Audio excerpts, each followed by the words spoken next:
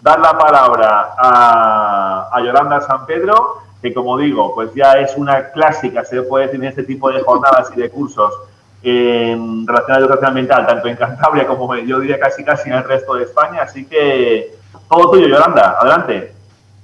Bueno, pues, pues muchas gracias.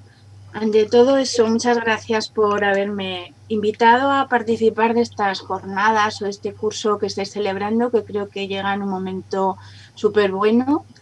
Y bueno, a mí me hace ilusión seguir teniendo contacto con Cantabria y con la trayectoria que vais trayendo, ¿no? Eh, Esto de tener este relato histórico ya me hace ver que, que pasan los años, ¿no? Y no sé si con eso la experiencia, pero bueno. Y nada, pues voy a empezar. Yo he intentado hacer un poco una retrospectiva, pero creo que lo más importante es reflexionar sobre los retos que tenemos ahora mismo. Entonces, no me gustaría estar toda la hora hablando, no voy a hacerlo porque creo que hay momentos en los que podríamos intervenir, aunque fuera a través del chat o como la gente de la organización considere, pero creo que sí que se puede abrir un poquito para debate, ¿no? Y, y bueno, pues lo vamos viendo. Voy a ver si sé al compartir la pantalla, a poner mi presentación.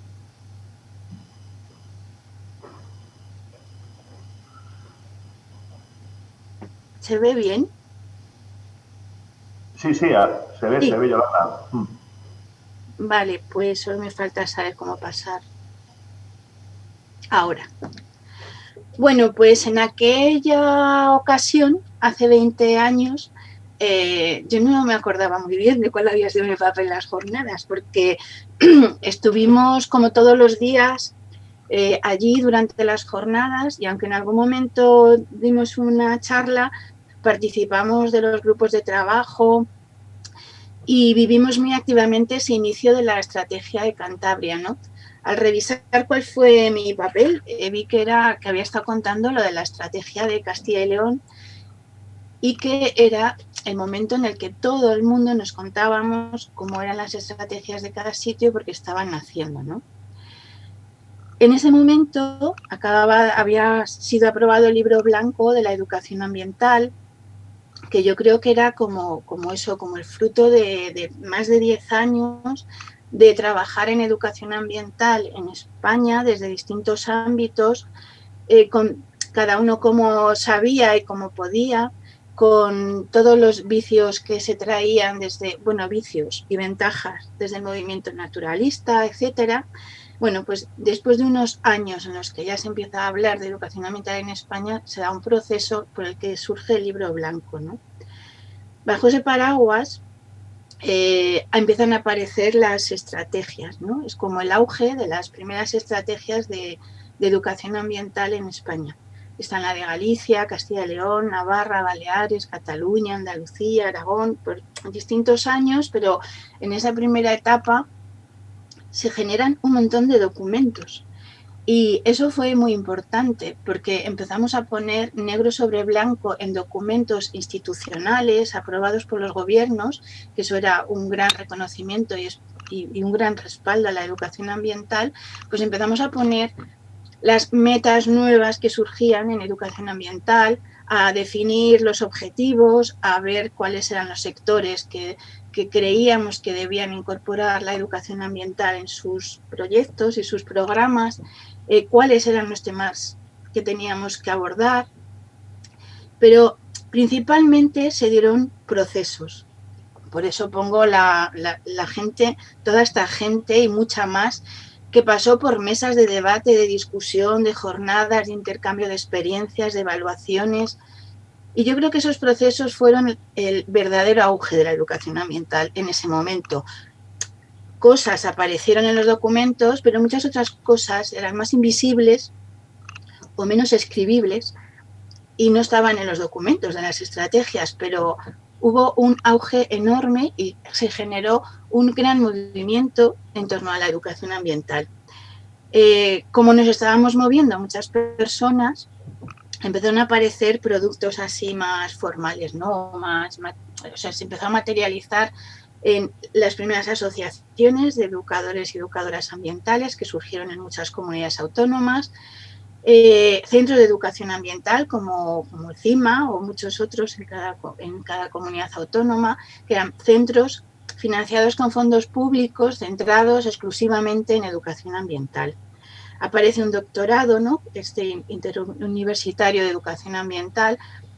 Bueno, vivimos un momento de auge y además había dinero para la educación ambiental desde los gobiernos. Dentro de las administraciones se formalizan los servicios o unidades de educación ambiental. Bueno, fue un buen momento, yo creo, o al menos hubo mucho movimiento. Pero llega la crisis de 2008 y nos damos cuenta de que somos una de las partes frágiles de la educación ambiental, ¿no? Digo, del sistema. Hay cosas que más o menos salvan y más o menos mantienen los dineros públicos de las administraciones, pero la educación ambiental cae bastante en picado. Entonces hay una reducción de presupuestos brutal, tanto para los programas como para los recursos, para las contrataciones. Hay mucha gente que tiene que abandonar la educación ambiental y buscar trabajo en otro sitio. Muchas estructuras que había, tipo seminarios permanentes, cursos, centros de educación ambiental desaparecen y la educación ambiental se lleva un buen varapalo, yo creo. Pero mi visión personal, yo hoy hablo todo el rato como Yolanda San Pedro y es mi visión personal, ¿no?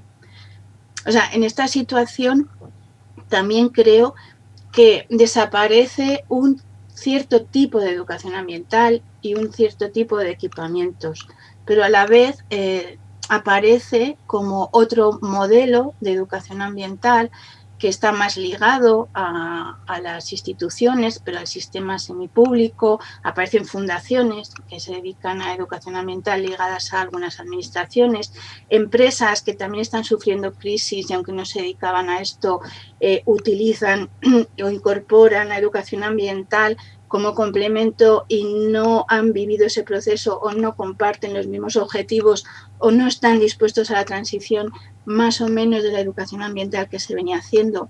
Entonces, hay una situación muy heterogénea en ese momento en España.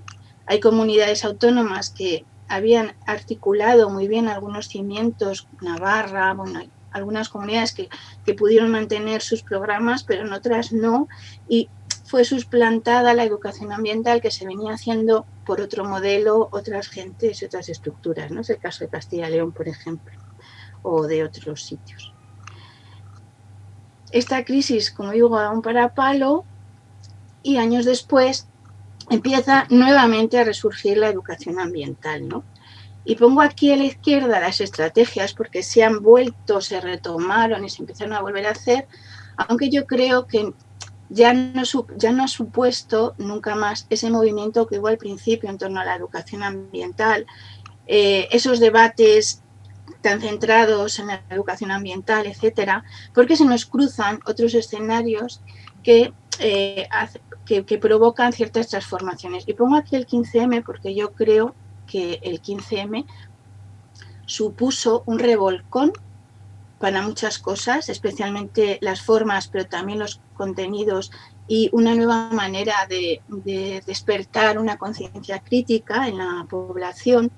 Empezamos a generar nuevas maneras de hacer participación social y de entenderla. Comenzamos a destapar nuevos temas que emergen en ese momento y que de repente se vuelven súper importantes y son el eje de esa nueva trayectoria que va a sufrir muchísimos movimientos, incluido el de la educación ambiental o el que gira en torno a la educación ambiental. También surgen nuevas maneras de unirnos, ¿no? Es verdad que entraron en crisis también las asociaciones de educación ambiental, que entraron en crisis algunos equipamientos, que entraron en crisis el abordaje de algunos temas, pues que surgen otros, ¿no?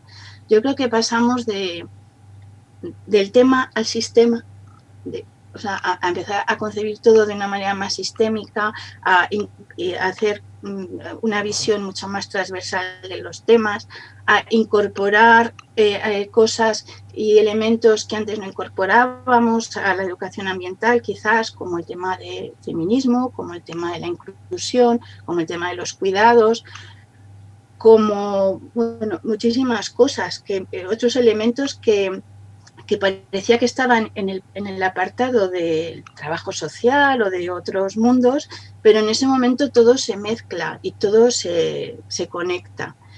Pasamos de las asociaciones a las redes, a los movimientos sociales, a las plataformas, a maneras mucho más informales de juntarnos en torno a objetivos, más que en torno a instituciones o en torno a organizaciones, ¿no? Eso también ha dado un revolcón a todo, porque en torno a objetivos comunes, como puede ser la agroecología o puede ser, no sé, los comunes o puede ser el agua, se han generado movimientos no necesariamente estructurados por una asociación con toda la barrera que supone, toda la burocracia, la jerarquía y su rigidez, y son mucho más frescas, mucho más entrelazadas, mucho más activas, sin tantas barreras, pero también eso hace que no lo podamos colocar como teníamos antes en la anterior diapositiva, las asociaciones, los centros, yo qué sé, ¿no? Los ejes formativos. Esto es como un poco más diluido y que empieza a emerger aquí, pero va tomando forma, ¿no? Poco a poco. Entonces, bueno, yo creo que de este momento en el que empieza a surgir todo esto, realmente vemos que en las administraciones, aunque ahora vuelven a montarse estrategias y programas, etcétera, hay cierta fragilidad y hay una falta de coordinación entre las administraciones, que estamos en un escenario en el que necesitamos una revisión muy grande para innovar desde la educación ambiental y que se nos cruza la necesidad de una transición ecosocial, ¿no? Una transición energética, climática y social. Y esto es tan potente que nos hace utilizar o acudir a nuevas estructuras, a nuevas maneras de hacer educación ambiental y que se están generando ahora. Yo creo que estamos empezando o llevamos unos años, ¿no?, intentando modificar todo esto. Pero digo fragilidad en las administraciones porque tampoco es desde las administraciones, como fue aquel auge de las estrategias del libro blanco, etcétera. Esto está siendo desde muchas organizaciones, desde muchos movimientos, desde muchas plataformas y como siempre la administración va detrás de la sociedad, ¿no? Es un reto grande el que tenemos ahora porque necesitamos abordar una transición para la que no estamos preparados al tiempo de que como con las cifras que decía ayer Paco o el panorama que tenemos ahora, ¿no?, en cuanto al cambio climático, la crisis energética y la crisis ambiental, todo eso se acelera mucho y nosotros tenemos que empezar a acelerar porque no podemos pararnos a revisarnos y revisarnos como hacíamos antes, que somos un sector que nos hemos autorrevisado muchísimas veces y con mucho tiempo y somos muy autocríticos. Ahora hace falta la acción y entonces tenemos que inventar otras maneras de trabajar y de poner en marcha cosas, ¿no? Hay escasez de contextos facilitadores y tenemos que provocarlos. O sea, hay que provocar contextos en los que la gente se pueda organizar para cambiar las cosas. Y ya está. Y puede ser de muchísimas maneras, ¿no? Puede ser desde, no sé, desde una red de mujeres ganaderas hasta una red de centros educativos como está existiendo ahora, es en red, o puede ser fuera del ministerio y fuera de muchos otros sistemas formales, o no sé, puede ser una cadena corta de consumo, ¿no?, de gente que consume y de una manera determinada productos ecológicos de cercanía y directamente a los productores y productoras. O sea, antes, desde la educación ambiental, podíamos abordar el tema de la contaminación por pesticidas, por fertilizantes, etcétera. Elaborábamos materiales, sensibilizábamos, hacíamos proyectos de información, ¿no?, sobre este tema, por ejemplo. Intentábamos sensibilizar a la gente y que cambiara su comportamiento. La población está sensibilizada muchísimo más que antes, tiene bastante información, hay una gran conciencia, aunque luego en el ranking de los problemas no esté el primero, pero sí que existe muchísima más información que con la que contábamos hace 20 años, desde luego. Entonces ahora eso lo estamos sustituyendo por la acción y por una acción multiactor, digamos, o sea, no hay una gente que educa y otra que entonces cambia su comportamiento, sino que aprendemos juntas y juntos en nuevas redes haciendo, pues eso, una cooperativa de energía o una nueva manera de consumir, haciendo un grupo de consumo y fomentando los canales cortos de consumo, trabajando el tema del feminismo dentro de nuestras escuelas y dentro de todos los programas que abordemos. O sea, hay muchísimas maneras de hacer ahora mismo educación ambiental. Esto pone un poco no sé, o sea, que esto convive con con gente y grupos que siguen trabajando el tema de la profesionalización, que siguen elaborando, por supuesto, y son súper necesarios programas educativos para concienciar, informar, etcétera, pero convive con la acción y convive con nuevos formatos para trabajar estos temas y para provocar una transición, ¿no? A mí me gustaría, o sea, este curso está llenísimo de buenas experiencias y me parece una buena elección por eso, porque ya son acciones y ya son mostrar contextos facilitadores de la transformación y eso es lo que necesitamos poner en marcha, lo que necesitamos conocer, pero y que seguro que todas las personas que estamos aquí tenemos algún ejemplo cerca. Yo no sé si podemos abrir un momento el chat para poner así como un bombardeo de ejemplos de algo transformador, diferente, que consideramos que sí que es la nueva educación ambiental y que tenemos cerca. Está abierto el chat, Yolanda. Quiero decir que cualquiera... Pues yo entonces tengo que dejar de compartir para verlo o algo, ¿no? No, a ver. Sí, yo no le veo. Bueno, pues animamos a la gente a que ponga pues sus experiencias, como decía Yolanda, innovadoras o transformadoras o de acción que tengamos cerca. Lo podéis ir escribiendo en el chat. Si Yolanda no lo ve, se lo podemos ir diciendo, o si levantáis la manita, eso, yo os puedo dar paso, creo. Espero no liarme mucho, que el experto es Alfonso.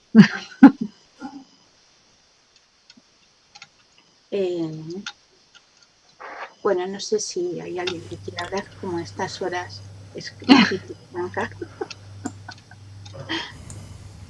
Bueno, podéis ir escribiendo si queréis, yo sigo y luego hacemos como un poco de recopilación, si queréis. Entonces, vale.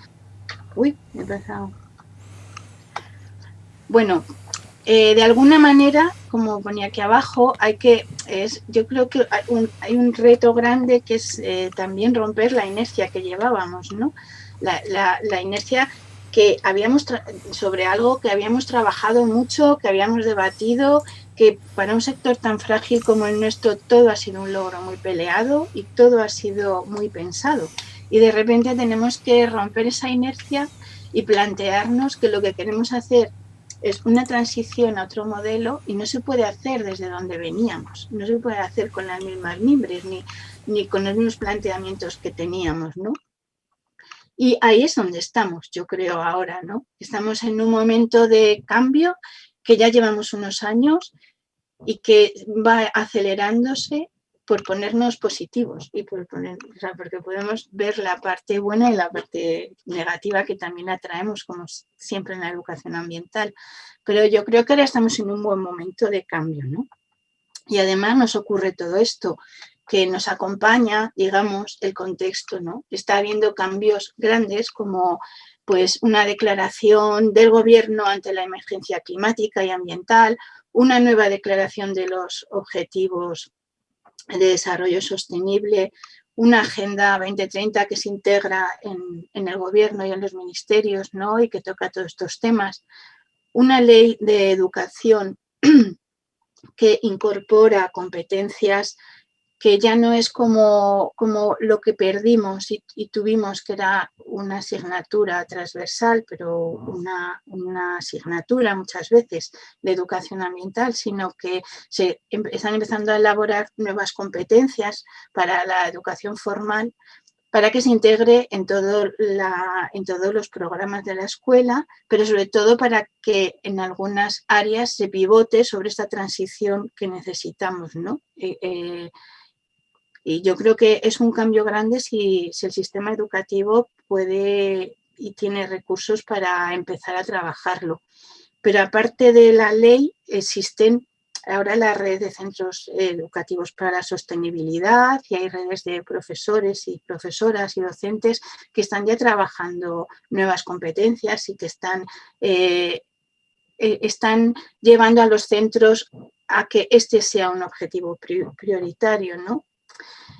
Y también tenemos el plan de acción de educación ambiental para la sostenibilidad. No sé si, bueno, yo creo que todo el mundo sabe que se está elaborando el PAEAS, que sustituye al libro blanco. Bueno, el libro blanco era más bien tipo estrategio y esto es un plan de acción, pero estamos en un momento en el que de nuevo volvemos a elaborar un plan de hábito estatal que sea un marco para la nueva educación ambiental. Y ahora mismo está un documento en información pública, bueno, en participación online a través de la Fundación Biodiversidad o de la web del Ministerio, se puede entrar y participar. Puede ser un mal o buen documento, pero ha fomentado que se vuelvan a juntar los sectores, que se vuelva a debatir sobre educación ambiental. Ha habido una fase el año pasado en la que se han estado poniendo, que se ha elaborado una lista de acciones necesarias por parte de más de 10 sectores de educación ambiental, y eso ha hecho que nos volviéramos a ver las caras y volviéramos a hablar de educación ambiental, gente que hacía muchísimo que no nos unía a ningún escenario y ahora nos hemos vuelto a ver, ¿no? Yo creo que es un marco bueno, o sea, que ahora mismo tenemos muchos retos por delante, pero también hay cambios que nos van a facilitar, yo creo, el poner en marcha nuevos programas y ante estos nuevos desafíos, ¿no? Pero, como digo, tendremos que cambiar y tendremos que innovar. Yo creo que eso, que hay que apostar pues más que por los temas que traíamos de antaño y por los sectores incluso de los que no nos salíamos, por el formato en el que realizábamos los programas de educación ambiental, yo creo que tenemos que intentar ayudar a la ciudadanía a superar las barreras psicológicas y de todo tipo que supone abordar esta crisis que tenemos que acompañar procesos, que tenemos, yo creo, ¿no?, que tenemos que inventar nuevas alianzas y que tenemos que empezar a trabajar temas diferentes. O sea, que está el tema del clima, el tema de la energía, el tema de la alimentación, el tema de la justicia social, el tema de la inclusión, el tema del feminismo. O sea, que hay un montón de temas ahora que tenemos que entrelazar si queremos caminar hacia algún lado, ¿no? Y bueno, esta es la presentación que tenía preparada para poder luego abrir un poco de debate con vosotras y vosotros. Si quieres, Yolanda, te leo, porque mientras que han estado hablando, sí que han contestado a tu pregunta inicial sobre experiencias cercanas. Y si quieres te las voy leyendo, porque no sé si puedes verlo ahora igual tú o... Estoy empezando a leer, sí. Pero si queréis alguien, o lo voy leyendo yo o vamos hablando. Un montón de cosas han salido. Sí, por eso que... Pues el uso de arbustaje autóctono para manufacturar nuevos materiales de fibras naturales para quienes tienen problemas de empleo, nos decía Isa. El activismo social en el huerto comunitario de Can Valén, en Barcelona, que han tenido una experiencia muy positiva a la creación de un aula ambiental, ¿no?, con la cogestión de la compostadora municipal. Bueno, luego hablan también de Provoca, que es el programa de educación ambiental y voluntariado de Cantabria. Yo creo que Óscar Ortega hace referencia a la inclusión de los módulos que tienen de educación ambiental dentro para los estudiantes técnicos superiores de medio natural. Y luego te saluda, Óscar. Y Nacho habla de los proyectos de ciencia ciudadana en cuestiones ambientales, para la que Isa Rodríguez pone un ejemplo como es el proyecto Ríos. Que y este. Y luego hablan de la red de innovación rural, que yo no lo conozco. La verdad es que desconozco este proyecto al que hace referencia Ángela. Sí, que le comparte Ángela Rodríguez, sí. Hola, sí, pues esto fue un proyecto que fue, que realmente fue una experiencia piloto, que se hizo en Castilla y León, y yo trabajé en él pues unos meses. Y estaba bastante bien porque la idea pues era un poco pues promover la bioeconomía y también la transferencia de conocimiento entre universidades y el mundo rural, porque muchas veces hay muchas iniciativas y tal, pero se queda todo en una fase teórica en las universidades y en los centros de investigación. Entonces se intentaba hacer llegar esto un poco pues a los productores, al mundo rural, para mejorar las maneras de producir y que produjeran eso pues una manera un poco más eficiente y que realmente pues que fuera más productivo para ellos. Entonces, pues sí que fue interesante. Lo que pasa es que se quedó ahí en plan una experiencia piloto y luego llegó la crisis, justo la pandemia y todo esto, que ya no había presupuesto ni se podía hacer nada y entonces pues se canceló. Leo por ahí que está aquí Santiago, que también está muy ligado a Cantabria, a las jornadas aquellas, y que ha estado muy, está totalmente volcado con la cooperativa energética, que a lo mejor la puedes contar en un pelín, Santiago, y podemos relacionarlo con estas nuevas maneras de transitar, ¿no?, que tenemos aquí al alcance de todas. No sé si estás por ahí. Sí, aquí estoy. No puedo compartir la cámara. No sé yo, la verdad, si es un ejemplo para compartir, pero bueno, ya que me lo sugieres, pues ya te voy. Bueno, Energética es una cooperativa.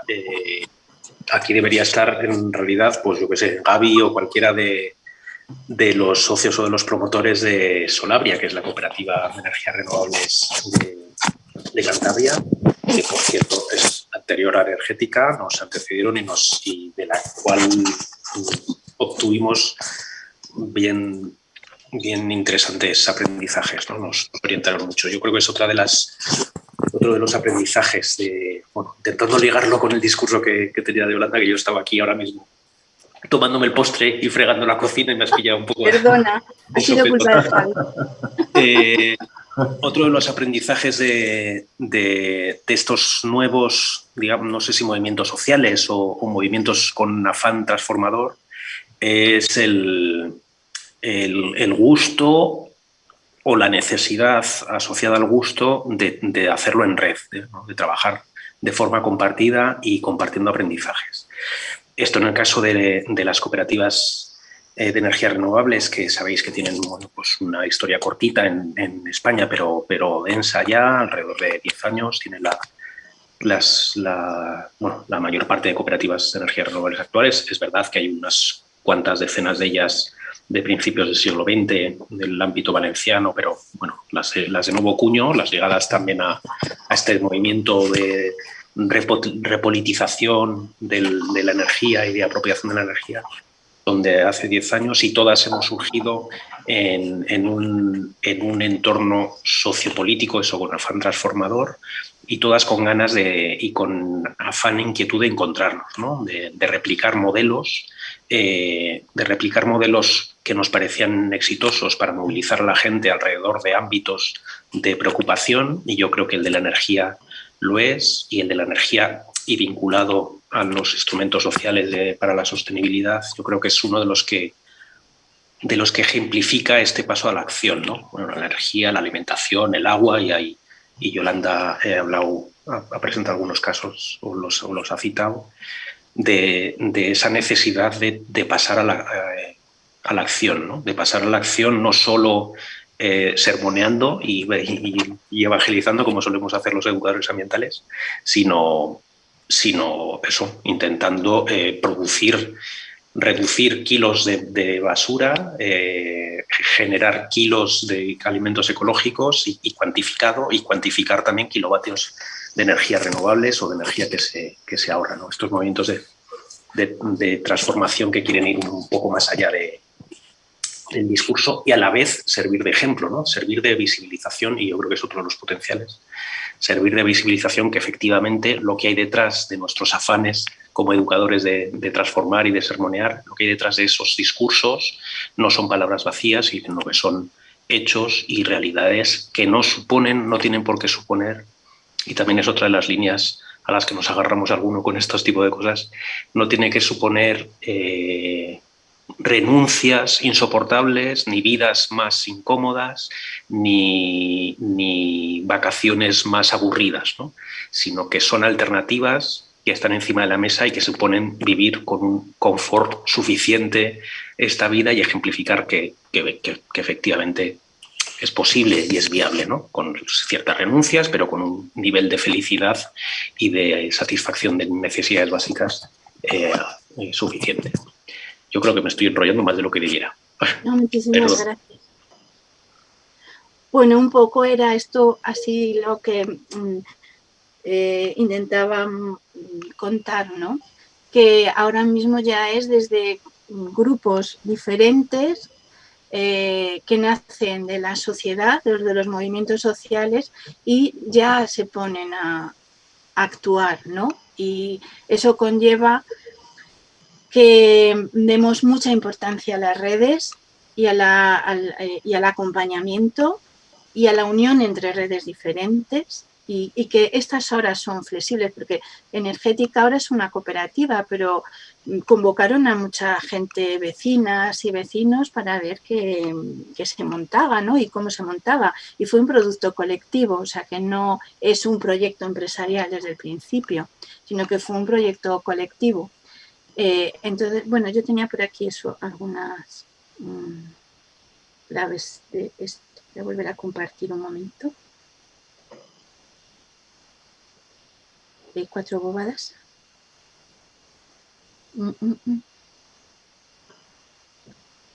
¿Cómo lo veo? Ay, que no veo la lista. Pues, bueno, aquí. No. Aquí. Bueno, algunas claves. Yo creo que el trabajo en red, como os decía, yo lo veo fundamental. Y no solo en red de gentes iguales o con el mismo interés, sino que también las redes de redes, o sea, juntarnos con gente, por ejemplo, que está dedicada a la agroecología y que le cruza el tema de la movilidad y el tema del transporte, y que también cruza el tema, no sé, o sea, que hay que hacer marañas, y es una manera de un poco ir tejiendo cambios, ¿no? Que es desde la acción, que ya hay que estar actuando. Y de hecho, las últimas estrategias, por ejemplo, que hay de algunas cosas, por ejemplo, no sé, luego Javi va a contar cosas que se están haciendo en Entretantos. Una de ellas es estrategias de agroecología, ¿no? Y en concreto en Valladolid, que es donde yo vivo. Es una estrategia que ya se ha puesto, antes de aprobarse ya se estaba poniendo en marcha, ¿no? Que ya había acciones, que ya se puso en marcha un ecomercado, que ya se empezó a ver cómo iba a ser el centro de distribución, que ya está teniendo productos, porque ya los documentos no nos sacan de esta, ni tampoco nos sirven de mucho, y yo creo que la acción colectiva es lo más importante, ¿no? Aparte de que nadie tiene toda la verdad o la ciencia para poder transitar mejor, y toda la población. Es el aprendizaje compartido el que está llevándonos a provocar cambios y a caminar hacia algún lado, ¿no? Y ese aprendizaje compartido nos hace transformarnos también o provocar transformaciones colectivas. Y todo esto sin fustigarse, porque también hay que tener en cuenta el tema de los cuidados, el tema de los ritmos, el que cada una va al ritmo que puede y ayuda en lo que puede, y que no necesitamos fustigarnos muchísimo ante esta situación que hay o meternos en proyectos con una alta exigencia, ¿no? Bueno, estas son un poco algunas de las claves que quería apuntar. Los retos son muchos y seguro que el resto de ponentes que va a ir habiendo irán dando muchas más claves, y que a la suma de todas pues nos hará ver algo. Y yo creo que nada más.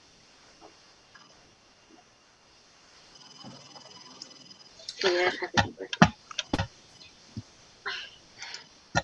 Que si quieres, podemos pasar ya a Javi, si queréis, a que empiece a contar las siguientes preguntas.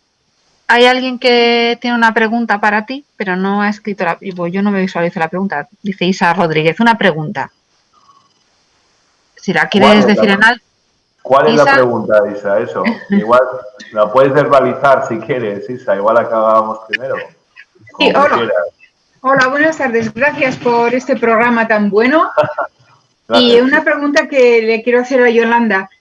Desde el inicio de la educación ambiental has comentado que había mucho naturalismo, que entiendo que era algo filosófico o bueno, estético.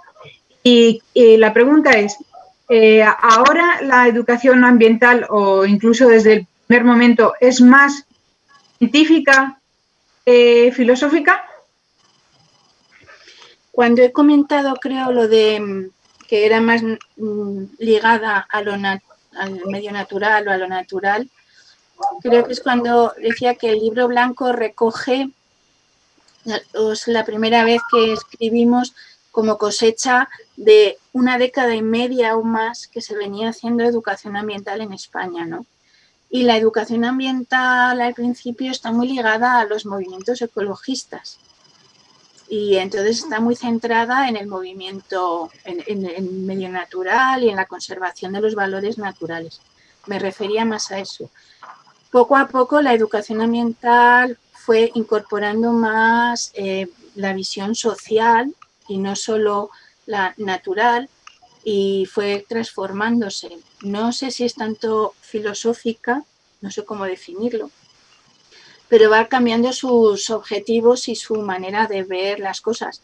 De hecho, el centro desde hace ya años es como la crisis social más que la crisis ambiental, ¿no? Y es la transformación social en lo que se centra, más que en conservar unos valores naturales que bueno, que para eso también hay otro tipo de proyectos. No sé, ahora mismo yo creo que se compatibiliza la conservación del medio natural, etcétera, con una educación más basada en lo ecosocial o en la relación de la sociedad con su entorno, ¿no? Más que en el entorno solamente. No sé si te respondo.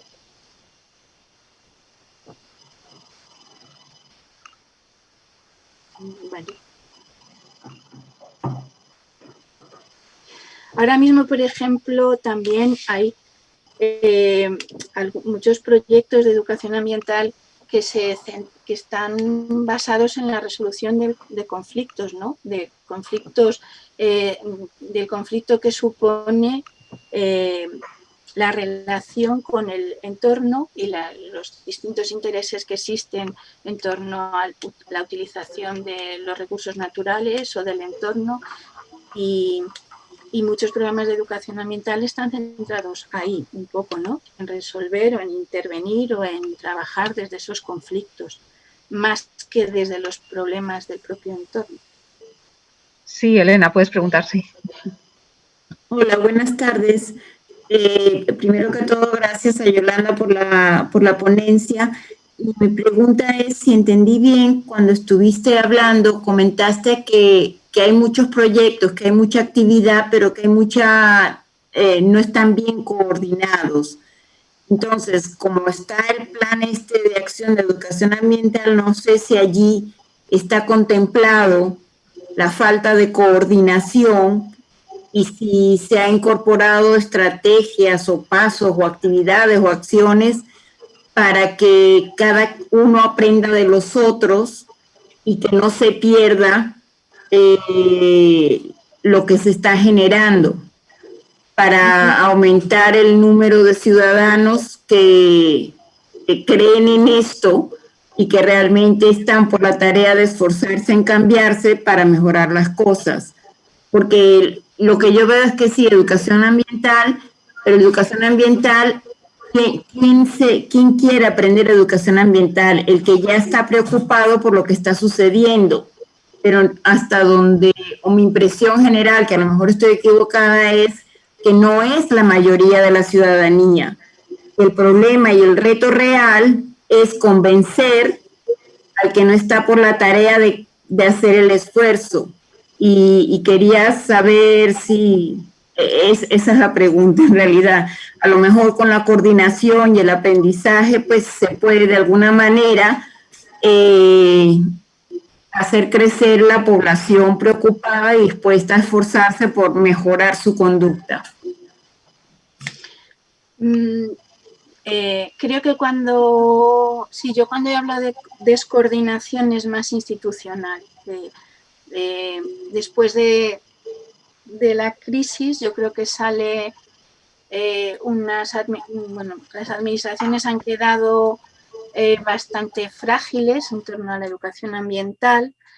Muchos servicios se medio desmantelaron de educación ambiental, etcétera, y además no hay coordinación institucional. Más bien iba por ahí, ¿no? Por la falta de coordinación entre las administraciones y las instituciones que tienen competencias en esto. El PAEAS, que por lo que el borrador sí que incorpora acciones dedicadas a la coordinación entre administraciones, pero también entre sectores de gente dedicada a la educación ambiental. Y no sé de esto luego que se llevará a cabo ni cómo será el documento que termine finalmente. Pero yo, por ejemplo, en la línea del discurso que traigo es que creo que también la sociedad nos estamos aprendiendo a coordinar y que sí que empieza a haber alianzas. Pues, por ejemplo, Santiago nos ha contado lo de energética y seguramente hay una red de cooperativas o pequeñas iniciativas en torno a energías renovables y se coordinan ellos solos y existen ya redes de muchas cosas, ¿no? Javi seguramente nos va a hablar. Una de las cosas, la red de Ciudades por la Agroecología, pues son redes que se montan para coordinarse y para hacer acciones colectivas. O sea que yo creo que por un lado sí que la sociedad o los proyectos que hay en torno a educación ambiental en sentido amplio sí que se coordinan, yo creo, o tienen más capacidad de coordinación que antes. Yo por eso puse antes la pegatina, la imagen esa del 15M, porque ahí desde luego hubo un boom de sistemas nuevos y desde abajo para comunicarse, para coordinarse, para participar en cosas. Y yo creo que de ahí quedó el espíritu ese y es muy fácil ahora generar alianzas y coordinarse entre la gente, ¿no? Entonces, luego lo que dices de que haya más ganas o más inquietud por aprender de educación ambiental, no lo sé, pero desde luego lo que estamos viendo también es que hay mucha gente joven preocupada por el medio ambiente, muchísima, y que están en las calles y trabajando con proyectos muy bonitos sobre cambio climático y que también se organizan y también se coordinan y que estamos aprendiendo con ellos y ellas, más que estén aprendiendo, ¿no? Bueno, no sé si he respondido un poco. Mira, Santi dice que sí que hay una red de cooperativas, ¿no? Unión Renovables.